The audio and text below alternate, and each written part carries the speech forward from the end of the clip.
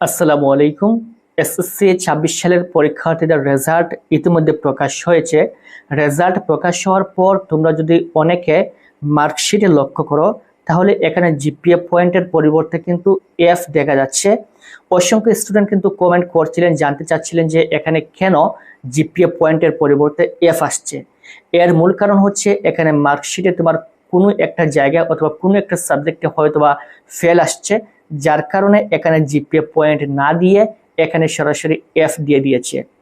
নিয়ম অনুযায়ী যদি কোনো একটা সাবজেক্টও ফেল চলে আসে, তাহলে এখানে রেজাল্টে জিপিএ পয়েন্টের পরিবর্তে এফ দেখাবে।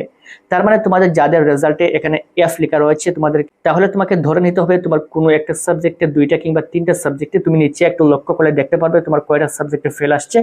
এই ফেলের কারণে কিন্তু এখানে জিপিএ পয়েন্টের পরিবর্তে এফ দেখাচ্ছে। তার মানে তোমার পরীক্ষায় ফেল আসছে।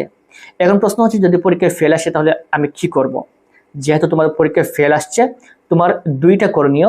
1 নম্বরে হয়তো বা বোর্ড চ্যালেঞ্জের আবেদন করবে এবং এখানে রেজাল্ট পরিবর্তন হওয়ার সম্ভাবনা বিশেষ করে এবছর 80% রয়েছে ইনশাল্লাহ। এবং 2 নম্বর পয়েন্ট হচ্ছে, যদি তুমি বোর্ড চ্যালেঞ্জ না করো তাহলে আর তোমার হাতে কোনো অপশন নেই, তোমাকে আগামী বছর আবার ওই সাবজেক্টের পরীক্ষা দিতে হবে।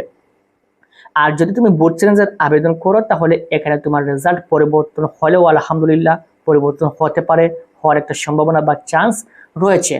সো তোমাদের প্রতি একটা রিকোয়েস্ট থাকবে, তোমাদের যাদের রেজাল্টে এফ লেখা রয়েছে তোমরা অবশ্যই বোর্ড চ্যালেঞ্জের আবেদন করবে এবং এখানে ইনশাআল্লাহ তোমাদের রেজাল্ট এবছর সবচেয়ে বেশি পরিমাণে পরিবর্তন হবে, কারণ তোমাদের খাতাগুলো এবছর নতুন সিস্টেমে শুরু থেকে শেষ পর্যন্ত দেখা হবে, যেটা অন্যান্য বছর কিন্তু এই খাতাগুলো দেখার কোনো সিস্টেম ছিল না।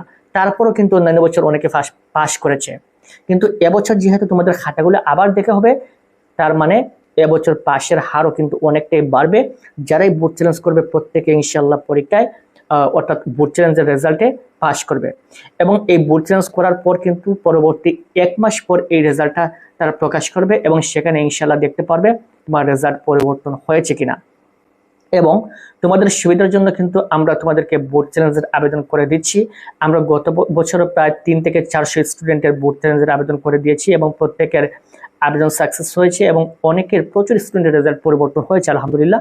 এবং এবছর গত বছরের তুলনায় অথবা অন্যান্য বছরের তুলনায় 4 থেকে 5 গুণ বেশি স্টুডেন্টের রেজাল্ট পরিবর্তন হবে বোর্ড চ্যালেঞ্জের মাধ্যমে।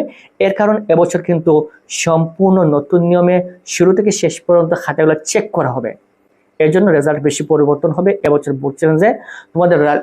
তোমাদের যাদের রেজাল্ট পরিবর্তন, তোমাদের প্রতি রিকোয়েস্ট থাকবে, তোমাদের যাদের রেজাল্ট খারাপ আসছে কিংবা ফেল আসছে কিংবা অনেকের জিপিএ পয়েন্ট মিস হয়েছে, তোমরা অবশ্যই বোর্ড চ্যালেঞ্জের আবেদন করবে। এবং যারা যারা বোর্ড চ্যালেঞ্জ করাতে চাও, স্ক্রিনে দেওয়া হোয়াটসঅ্যাপ নাম্বারে অবশ্যই যোগাযোগ করবে।